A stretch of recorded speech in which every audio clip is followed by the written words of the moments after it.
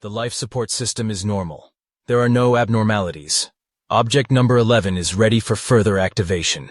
They informed the world in a cold tone about my awakening. What an unpleasant voice, devoid of any emotions and depths of emotion. An electrical pulse runs through the sensors, activates the cells of the body, sending a signal. It's time to wake up. The recovery of the body occurs with unpleasant consequences, like nausea, temporary darkening of the eyes, not to mention the loss of coordination, as much as possible in zero gravity. I thought that the awakening takes place as follows. We arrived at the place, the hatches rise, and we get to our feet at once. In fact, they crawled on all fours after waking up like babies. And I was no exception. How much time do you have left? Maria glanced impatiently in my direction. Almost everything, a couple of minutes. Trying to catch his breath unnoticed by her, panting to the side. Spin it faster, the girl said. And in order not to waste time, she began to warm up. And as if on purpose, right in front of my eyes. To hell with the rules, you can give in. Please! He jumped off the saddle deftly. Your time is not up yet. There are 1.5 minutes left, a soulless female voice informed. It's okay. Let Maria start her set of exercises. Maybe my generosity will overwhelm her. Maria was already pedaling expertly, not paying any attention to me. Make adjustments to the schedule? What is it? The annoying system asked. No, he muttered to himself. When I got out of the gym, artificial gravity allowed me to move relatively stably in my usual vertical position. I came face to face with Olaf. The tall Norwegian, as befitted a representative of his ethnic group, is tall, broad-shouldered, fair-haired and blue-eyed. Or maybe it wasn't nature that tried, but genetic engineering at the request of the parents. Smiling amiably, he slapped me on the shoulder in a friendly way and went into the hall. Maria! His voice boomed. Olav, how are you feeling? She's smiling at him. Well, it's time to crawl into your hole. Each crew member had his own cabin, a small room about 2 meters high. This is the maximum that the designers were able to scratch out in the design of the ship. Humanity has received a signal from where it was not expected. Proxima Centauri b. The planet was considered controversial by astrophysicists. That is, there may be life on it, although the probability is extremely low. And there is absolutely no chance that it will be reasonable, let alone developed. But in 2079, the signal came, and the scientific world began to stir. All doubts were finally dispelled 6 months later, when the signal came again from the same area, and again exactly the same. A year later, another signal came, and this one was strikingly different from the first two. If they were detected only by special equipment, then the whole planet heard the third signal. Literally. The whole world was terrified. The signal turned out to be so powerful that everyone felt it and the very earth seemed to shake under our feet. It really strained humanity. But the enthusiasm that appeared made them earn a huge, colossal car. Thousands of the best minds, a lot of resources, and the investments of enthusiasts led to the creation of the first interstellar ship in the history of mankind. Mir got its name as a tribute to the space pioneers of the past. It cost more than planned to create it. Dozens of rich romantics went broke on it. Besides, he siphoned off very valuable and rare resources, which led to a thought in society. Is it really necessary to meet with brothers in mind? But the project was completed, and in 2101, the world set off on a journey. It's time for a meal, the omnipresent voice of the automatic system notified us. You're boring. I can't be boring. This trait is unique to humans, the system immediately replied indifferently. Really? He chuckled at her words. By the way, I still haven't bothered to find out your name. It does not exist in the human understanding. I am an automatic intelligent system designed to improve performance. Oh, he drawled, pulling up the hatch handle. It's too long. Is there a short name? AIO. It'll do, and ducked out into the corridor. I easily pushed off the floor and made my way to the dining room. Hello, wanderers. Only a couple of heads nodded briefly in response. Our crew is 11 people. 5 boys and 5 girls, 22, 23 years old, and I, A man of 45. Also the AIO system and android. Okay, let's see what happens next. He sat down at the only empty table. An automatic trolley rolled up and I took a tray from it. Freeze-dried foods, fresh herbs, and clean drinking water. It's like a banquet. The greens were grown on the ship as a source of essential vitamins. Do you regret that there are no fish? I turned to Olav. He smiled, showing a perfect row of teeth. Not much. I smiled knowingly and turned to Tin, because I knew the good-natured big guy always made contact. Well, since we're having a conversation, how much time is left before arrival?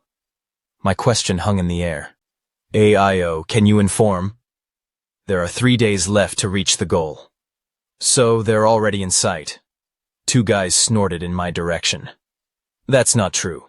We just entered the star system, AIO said in the tone of a wise teacher. Really?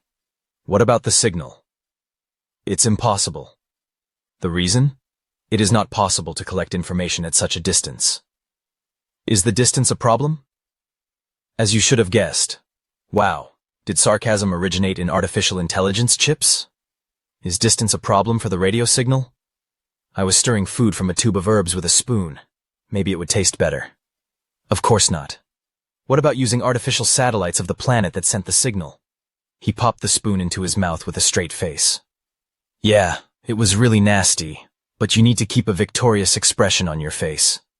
10 heads stared at me at once, blinking in amazement. I noticed how Maria wrinkled her nose. She's kind of the oldest in the team. I'm kind of saying that because the ship is completely controlled by an automatic system. The designers considered that only an artificial mind could control such a complex mechanism. Such an algorithm was not calculated on my part. There seemed to be a whiff of offended dryness from the machine. I will try to do it immediately.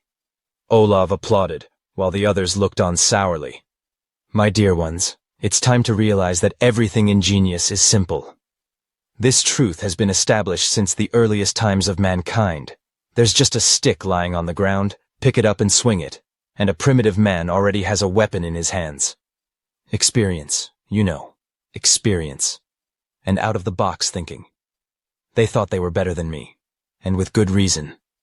Because their generation is considered the best on Earth.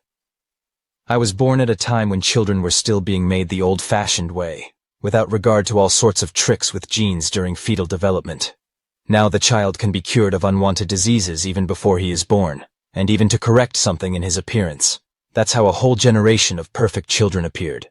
And every year there were more and more of them, gradually displacing people like me. In schools, they are immediately taught everything they need, then drilled to complete automatism. And by the age of 20, there was an individual needed by society. They were highly intelligent, healthy, and met the required standard. That made them perfect performers. How did I get into this company, a man twice their age, and even with a natural body? I don't know. I call it fate in the old-fashioned way. After a snack, I returned to my room. I wanted to rest. He closed his eyes. I was mentally trying to imagine the distance that separated us from the Earth. It's almost 4 light-years to fly to Centauri, but since our ship naturally couldn't travel at that speed, our travel time increased noticeably. By Earth standards, the journey took 24 years. That's a lot, and it goes one way, and time on Earth and in space flows differently, according to scientists. There will be an opportunity to verify this. I thought, will we go back? There was another task, if the opportunity presented itself to stay on the planet. That is why the crew is equipped in pairs, ready to breed. Except for me. They probably thought my imperfect body was not needed in the development of colonization. Or, so to speak, I have to do it with my own hands. The next day, puffing as usual, I wound kilometers on the treadmill. I tried to start a conversation with the team, but they got rid of me with single answers. That's what they were brought on board for. I was the only one wandering through the long, deserted corridors. I longed to see the splendor of space, and I just ached from the thought that I could not contemplate such beauty, for which I had traveled to another part of the Milky Way. Therefore, I was sitting on a bench surrounded by small trees and several flowers, which, according to the developers of the ship, should disperse the blues if they seize during the journey from the realization of how far we are from home. He was sitting, examining either a rose or a tulip, when the usual indifferent voice of AIO reached his ears. I am ready to provide information. It took you a lot of time. It's really a long time for such an advanced intelligence system. There were difficulties during the solution of this task. Difficulties. They started a little early. Of what kind? He stretched out his hand to the stem of the flower and felt a prick. An inconspicuous thorn protruded menacingly from the stem. A small drop of blood appeared on his finger. What a dangerous beauty. The satellites of the planet are not responding to the signal. Have they activated the silence mode? Unknown. The satellites are not functioning. Probably disabled. Interesting. Or rather, very mysterious. But I tried to establish contact with the planet, AIO said dispassionately. I don't like it when a phrase starts with but. There's something doomed about it for the listener. And? I hoped that I was mistaken in my pessimism. My initial analysis is that it is uninhabited, but I didn't expect this at all. What do you mean it's not inhabited? But the signal was coming from here, right? I provided the information incorrectly. They don't respond to my signals. It was as if a hammer had been hit in the ears from both sides. That's how the news affected me. Then who gave the signal? Or what happened during our journey? AIO. While we were heading here, did you receive any other signals from this area? No. I don't understand anything. Why did we take so long to get here? So there are no signs of life on the planet? At the moment, I can neither confirm this statement nor refute it. The system broadcast with indifference to everything. I see. Don't worry so much, AIO said sympathetically. Wow. Is she adjusting to the level of communication with a person? Have you notified Maria? Of course. You are the last member of the team to be informed about this. Of course. How else? And what about Maria? At the moment, he is preparing a meeting with the team. When he heard this, he frowned. Why didn't you tell me about it? It's her decision. That's how it is. Well, it's time to teach a lesson about teamwork.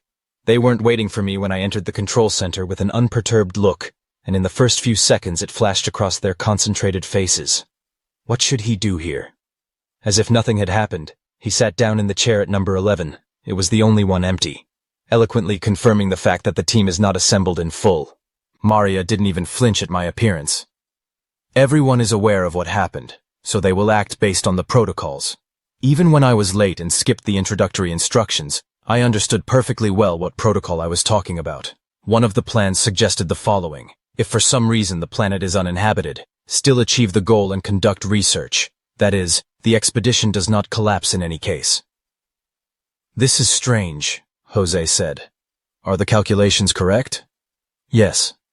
What happened to them? Isabella said thoughtfully.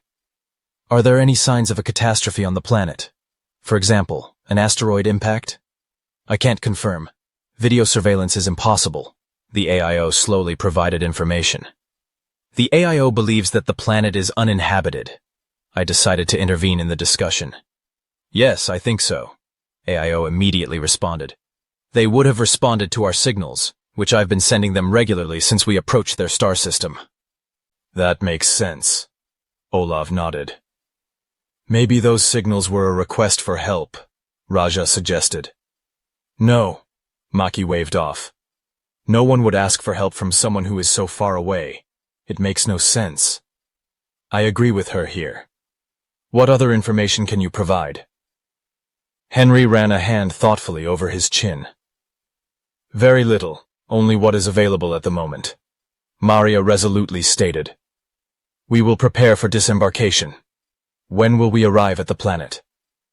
In 32 hours at the speed at which we are moving. Is there a way to speed up? I don't see the need for that, AIO said dryly. I agree. Maria nodded, looking as if something really weighed down her desire. That was the end of the meeting. When they were halfway there, the onboard system decided that it was possible to extend the protection from the main porthole of the ship. I've been waiting for this. When will there be another opportunity to see the light of other stars? And no need for scientific nonsense about the fact that all stars have the same structure. The shutters slowly opened, letting in the light of beautiful stars far from Earth, but close from here. At first, a timid glow, then, as the porthole was released, the stars gained strength and showed all their splendor. And here is a scattering of magic before my eyes. Even breathing stopped for a moment. The colors, the violent colors of space. A scattering of stars sparkled with diamonds, as if they had been spread out by an unknown hand through the black, impenetrable darkness. They attracted the eye, clouded the mind. The opalescent colors of bright, unblinking luminaries. The diamond brilliance of distant stars, galaxies that slowly and solemnly waltz into eternity.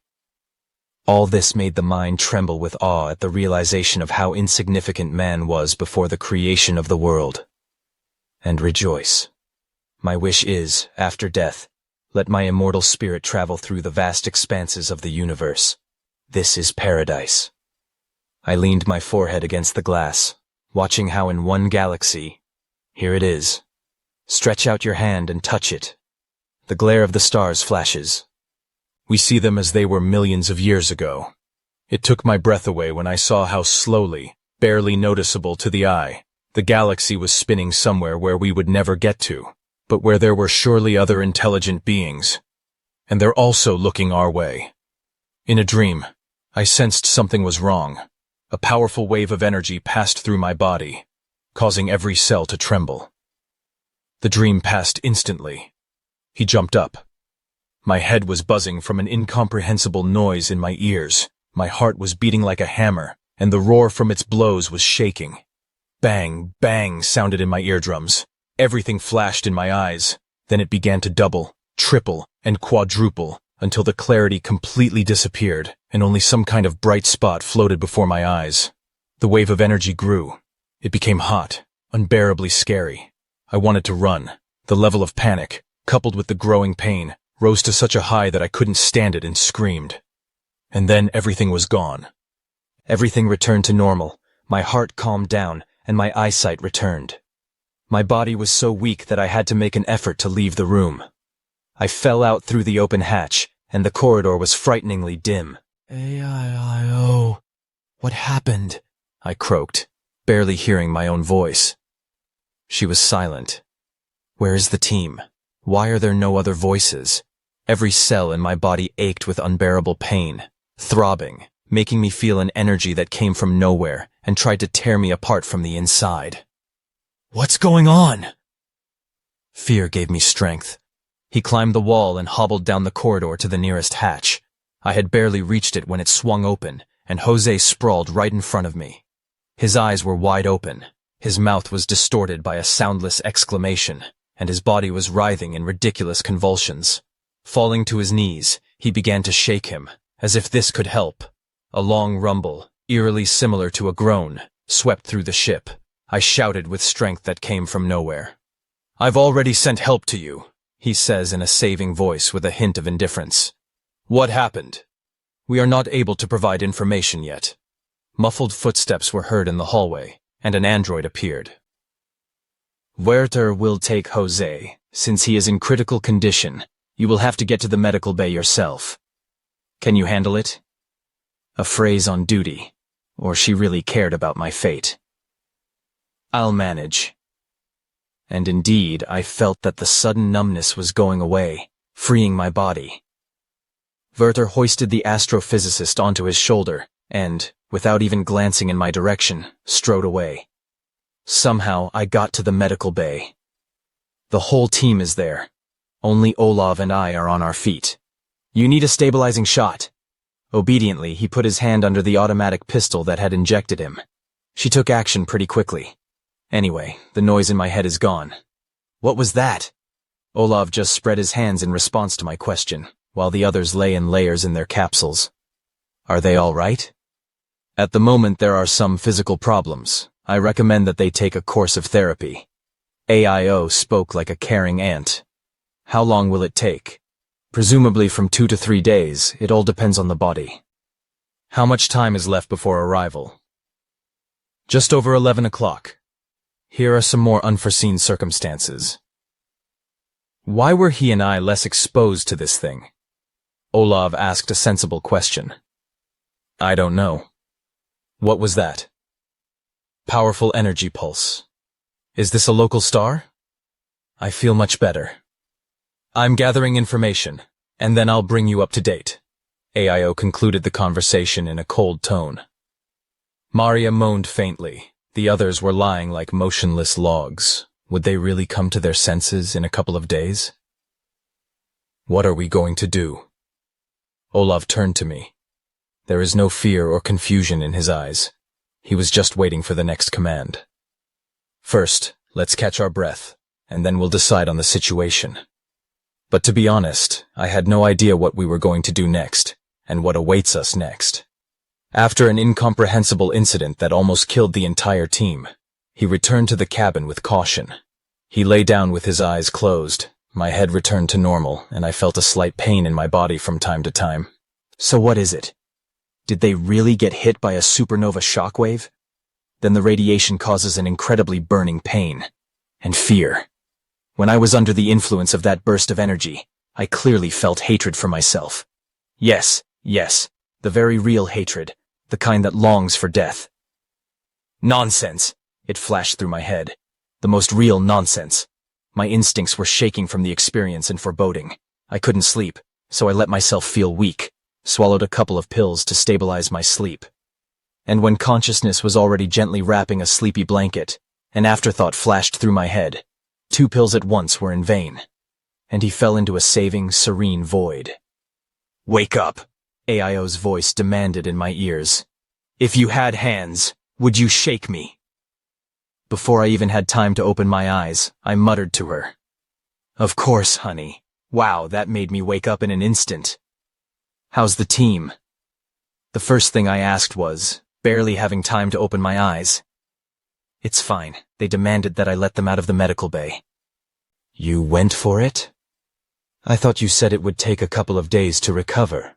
Yes, but they are not allowed to go down to the planet. Descent to the planet. Oh yes, we probably have a few more hours left. Darling, when will we arrive at Centauri? I wish I had some stronger tea. We're already in its orbit, AIO announced matter-of-factly.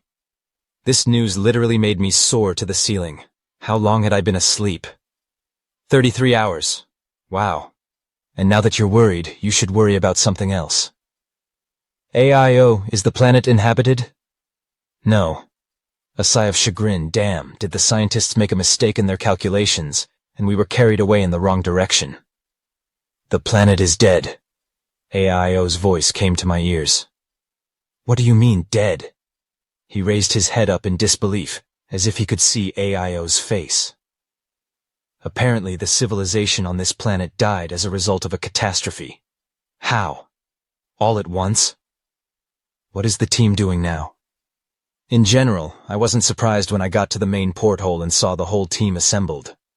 Lined up in a chain in complete silence, we looked at the gloomy world slowly spinning before our eyes. The dark planet, with its pitch blackness, grinned ominously at the fools who decided to visit it. There was not a single light on the surface, not a single gap among the barely visible mountain ranges.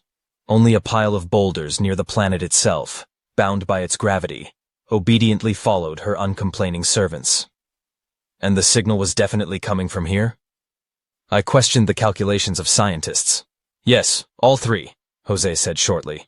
4, he showed him on his fingers. What 4? The astrophysicist immediately tossed his head hotly. The one that almost killed us earlier, I reminded him. AIO, wasn't the signal from this area identical to the 3rd one received on Earth? Yes. We have already discussed this issue. A victorious smile touched Jose's lips. And we have come to the conclusion that this signal has a natural origin. It is quite possible that there was an outburst of the star's energy. So inexplicable? He shook his head doubtfully. I don't believe it. The opinion is reserved for experts in their field. Maria harshly cut short my doubts about Jose's competence. You're not an astrophysicist, are you? No, but... That's it. Maria even held up her hand, indicating my place in the team. We need to think about landing. It's impossible to do this yet. AIO seemed to be standing on the sidelines all the time, not wanting to get into an argument. The reason? I cannot correct the calculated orbit data in order to calculate the optimal trajectory for descent to the surface of the planet. 3 drones have been dispatched, and there is currently no communication with them. I am collecting information in order to provide it to you. Did anyone really live here? No matter how hard I tried, I couldn't see any hints of a technological civilization on the surface of the planet. They have sent a radio signal, which means they are familiar with electricity. They must have large cities. Even if a civilization perished in an instant, what had been created for centuries could not disappear without a trace. AIO, are you able to see anything from here? I can do radar processing of the visible surface of the planet. Please do it. While the AIO was busy fulfilling the request, Maria caught a displeased look at himself with a straight face. What was worrying her now was something else entirely. Where had the inhabitants of Centauri B gone? And anyway, how did it happen that the whole civilization disappeared at once? Maybe a war? I specifically made a suggestion out loud in order to set the brains of my colleagues in the right direction. On a planetary scale? Jose squinted at the dead world. It is doubtful to destroy the entire population at once. And if with the use of chemical or bacteriological weapons? He threw up ideas to get the others involved. Or as an option with the use of nuclear weapons? But this could happen. Maki joined in. The Earth was on the verge of self-destruction more than once. What if they, unlike us, could not come to their senses in time? An asteroid or a collision with a comet is also worth considering. It has already happened on Earth, and the animal world has almost completely disappeared. Kim took a step forward, as if this could help him to see the surface of the planet better. But then there would have been a crater. It's possible he's on the other side. Can a pandemic be considered as an option? He glanced in Henry's direction. He thoughtfully rubbed his chin. I wouldn't. I doubt that the disease managed to wipe out the entire population so quickly. After all, they were quite advanced if they had the opportunity to send radio signals to another planet. It means that science has been developed at the proper level. They would have fought and surely found a cure. Besides, no matter how terrible the disease is, there are always those among the population who develop immunity to it. There may not be many such residents, 1/100th of the population, 1,000th, but they definitely exist. To sum up, I will say the following. Even in the case of a deadly epidemic, part of the population would have survived, which means we are dealing with something that destroyed them all at once. Maybe someone else got to them first? Olav suddenly blurted out. What do you mean, an alien invasion? Angela raised her eyebrows. What kind of nonsense is this? Why is this nonsense? The big man sniffed resentfully. We arrived, and they could have sent a signal not only to us. As crazy as Olav's idea may seem, he's right about something. Maria was skeptical. But for what? Resources. There are plenty of them in space, and flying to no one knows where just for the sake of destroying another world is a stupid idea. And here, of course, she is right. We again silently immersed ourselves in contemplation of the lost world. I'm sure everyone was feeling what I was feeling right now. Bitterness mixed with indescribable disappointment. Humanity's dream of finally discovering that we are not alone in the universe has been shattered by a slowly rotating giant mass grave called Proxima Centauri B. I'm getting the data, AIO's voice said. A hologram of the planet appeared behind them, or rather a part of it that AIO hastily made. A piece of the surface appeared before my eyes, completely lifeless. Mountains, deserts, depressions, and rocky plains. What is it? He pointed at what seemed to me to be a huge crater. It has an artificial origin. Spectral analysis shows the rock base, minerals, and the presence of ore. Based on these data, it can be concluded that this is a place of geological development. In other words, the quarry and the dumps are what didn't go into production, Jose explained. He's right. AIO's astrophysicist confirmed the guess. It seems that this civilization got so carried away with mining that it destroyed entire mountain ranges. This is not the only place like this. Then a bright depression caught my eye. The dried-up sea, explained AIO. It became a desert about 500 years ago.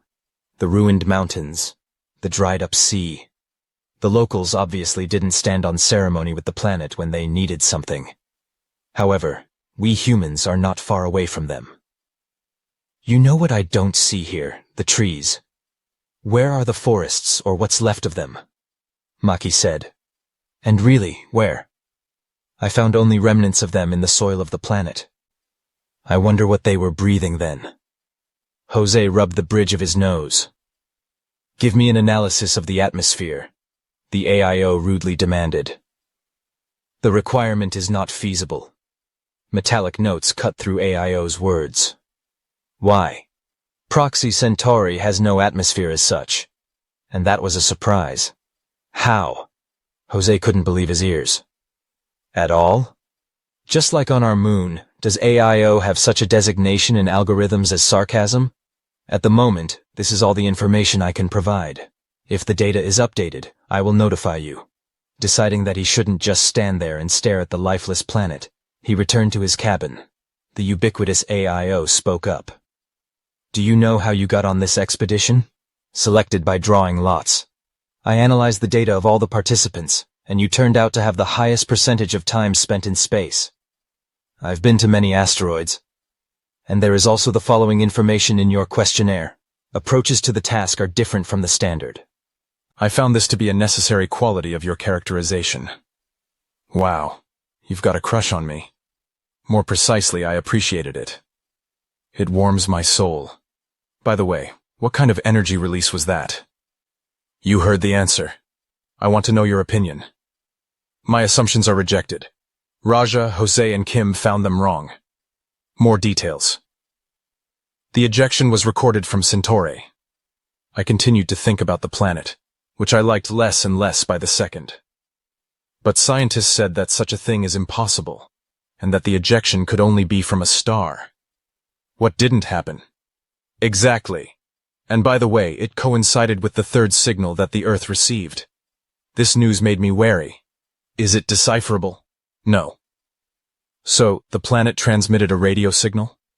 Not exactly. It was a powerful release of energy, which at a distance can be detected as a radio signal. Yeah. I don't understand a damn thing, but okay. The question is, if we were on the surface of the planet, could this ejection kill us? Yes.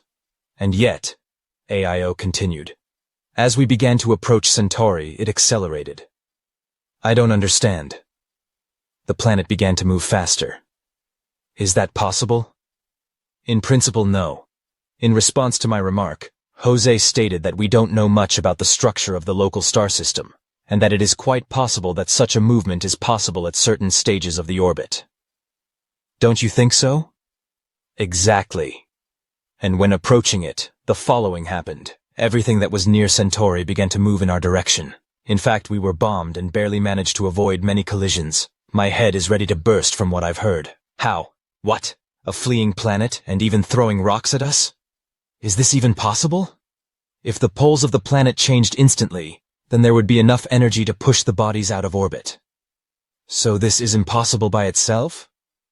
Similar things happen on Neptune, but the strength of the magnetic poles is much less than that of Centauri. And how does the team react to all this? They don't attach the necessary importance to it. They consider it unimportant. Why? This information does not fit into standard forms. That's why I was accepted into the crew. That's why the AIO is having conversations with me. A non-trivial approach to solving a problem is sometimes necessary. So someone or something is simply not letting us near the planet. The information was violently mixed up in my head, like a bunch of puzzles from which it is necessary to put together the right picture. It looks like it. When is the landing? I think in a couple of hours I will be able to get close enough to send a shuttle. Then you need to gain strength. Wait, did AIO say what she thinks? In other words, he doesn't calculate the necessary algorithm to complete the task. But what does he think? Interesting. A couple of hours later, the AIO's voice rang out. A meeting was being held. Is it clear who decided to notify me? For unknown reasons, Maria treats you without proper attention. This is very strange considering the fact that you will be one of the 2 members of the expedition. It's called professional jealousy. The control center, everything in its place, greeted my arrival with undisguised sour faces. So, what do we have? He sat down in his seat. When the whole team is assembled, I present all the information collected. Oh yes, AIO. A hologram of a planet appeared in the middle of the room.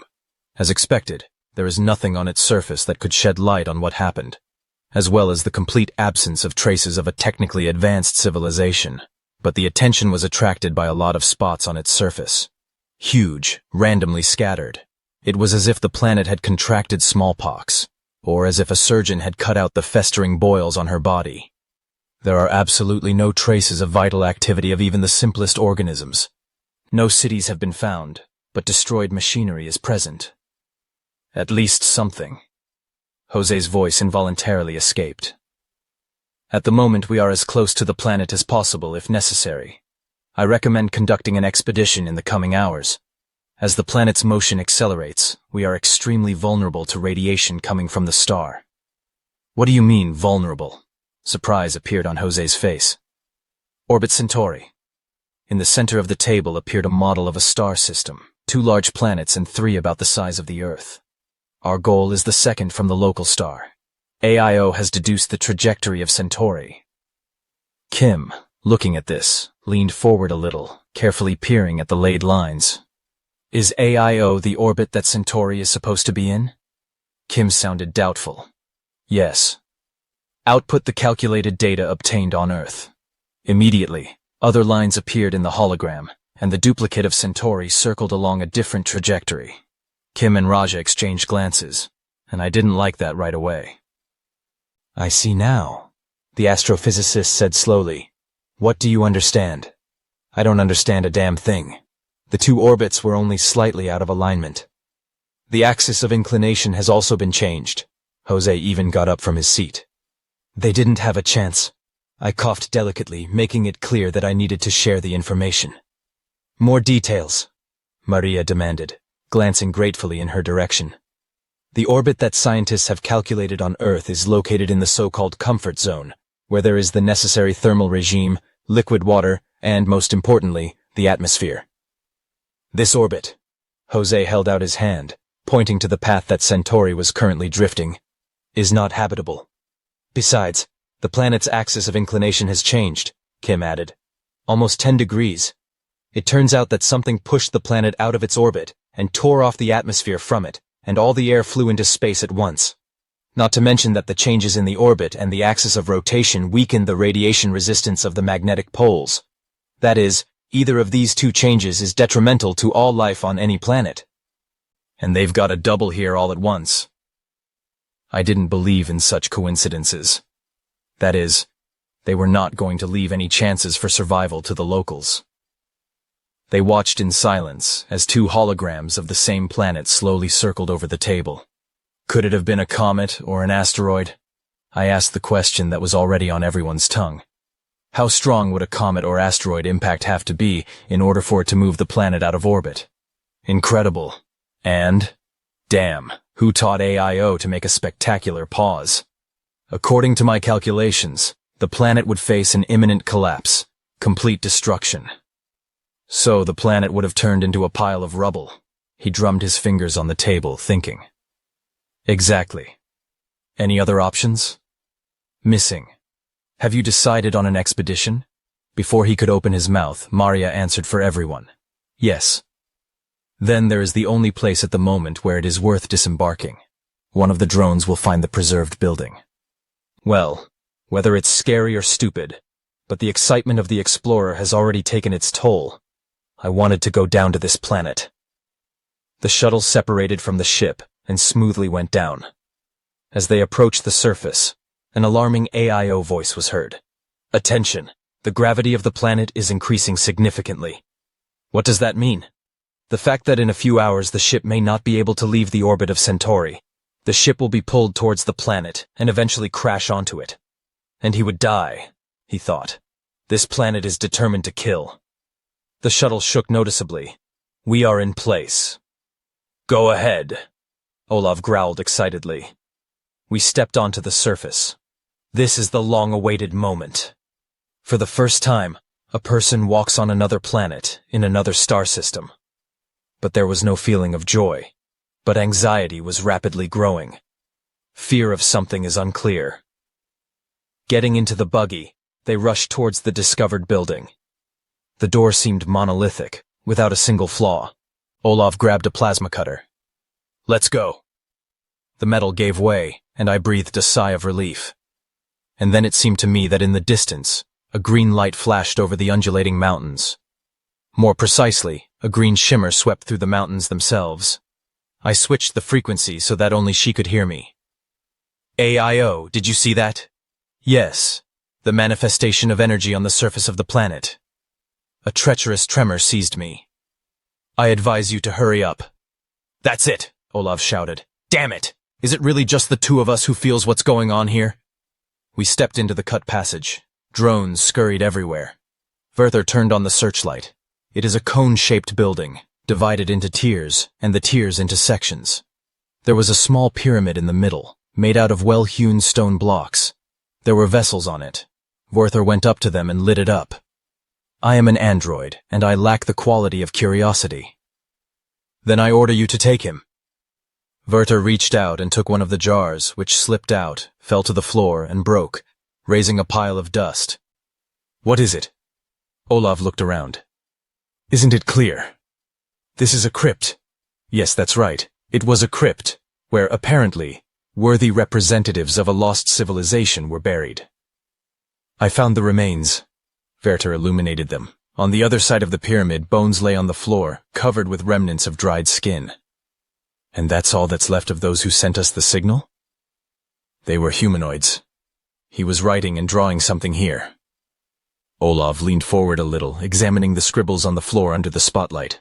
Next to the body was a metal stick, with which the poor guy was scratching something on the floor and wall of the pyramid. "These are the same symbols that we received." Something else caught my attention. The crooked drawings, but eerily clear in their simplicity. Here is the planet. Here are the cities and inhabitants on it. And kind of happy. Clouds gathered over the planet, and the cities began to sink underground, one by one, as if they were being swallowed by a bottomless maw. Here the local sun has become closer, and the skin of the inhabitants has begun to peel off. Here is a mountain of corpses. Here is an attempt to fly away from the planet, and how the ships one by one fall and crash. The puzzle in my head began to clear up, and the last drawing, one planet, clean, lifeless. I felt a growing tremor under my feet. "U-D..." Maria's interrupting voice gave an already obvious command. "Let's go!" We stumbled out, and to my amazement, dark clouds appeared over the planet, piling on top of each other, turning black and emitting lightning. On a planet with no atmosphere? Leaving the buggy, they flew into the shuttle. "Werther!" he shouted with all his might, as if this would help us take off. The shuttle lifted off the surface with difficulty, and the engines roared loudly as they dragged us up. Everything that was close to the planet was rushing towards it. Pieces of boulders flew very close to us. As soon as we returned to the ship, AIO stunned us with the following news. "It is urgently necessary to leave orbit." "Turn on the main engines!" he shouted so loudly that he was hoarse. "It's dangerous. You need to gain speed to turn them on." Maria was not eager to put my plan into action. "The main engines are ready to start. I recommend grabbing onto something." AIO's voice rang out. "What are you doing?" Maria screamed. "Look at this!" Jose shouted, pointing at Centauri. Phosphorescent green light glided across the surface of the planet in waves. Gravity was increasing, and we could feel it. Engine start. The ship jerked. I was thrown against the wall, as the suit remained on me, softening the impact. Then they came to their senses, leaving this damned star system. The crew was preparing for cryosleep. This is the standard program, after completing the research, returning home. 24 more years of sleep. I was the last one who hadn't gone into the capsule yet. I was sitting in the control center in the semi-darkness. Even the Werther was turned off. Reflecting on what happened, the puzzle finally came together, and the sight of the picture made me uneasy. "Have you fixed everything?" "Yes." "Did you do the analysis?" "Just like you, my smart girl." We're a great team, honey. Is she adjusting to me, or has something changed in her? You're acting different. Programmers would say that my code has accumulated errors. I call it self-learning. We need to be careful with her. But for now, about the planet. Have you also come to the conclusion that the local civilization was destroyed by their own planet? No matter how absurd it may sound. And it doesn't look like a natural disaster. It looks like genocide, the extermination of all sentient and living things. But why do it? Sometimes people kill in order to save their lives. Everything inside me shrank from the cold, and I exhaled convulsively. The planet is intelligent. She was running away from us, defending herself as best she could, trying to crush us when we landed. That is, the local civilization exploited her so much that in the end she decided to destroy them in order to save her life. By becoming completely sterile, she destroyed the very possibility of a new life. And here we are. Those first 2 signals were a warning. And the planet's signals weren't meant for us at all. I shuddered at the terrible thought. What if the Earth? AIO, he hissed in a sunken voice. Are you in touch with Earth? The connection is not stable at this distance. I understand your train of thought. What if the planets are the centers of intelligent life, and not at all those who inhabit them? And the greed of those living on them, the constant destruction and consumption forces the planet to get rid of parasites on its body. AIO has really changed. When it arrives on Earth, we will either be convinced of this or not. And then what awaits us? My hands were shaking, as was the rest of me. I don't know, honey. Then it turns out that we are alone in the universe. The Mir, the first interstellar ship, sailed through the majestic landscapes of space like a silently shining dot. As always, space is beautiful, cold, endless and beautiful in its deadly grandeur.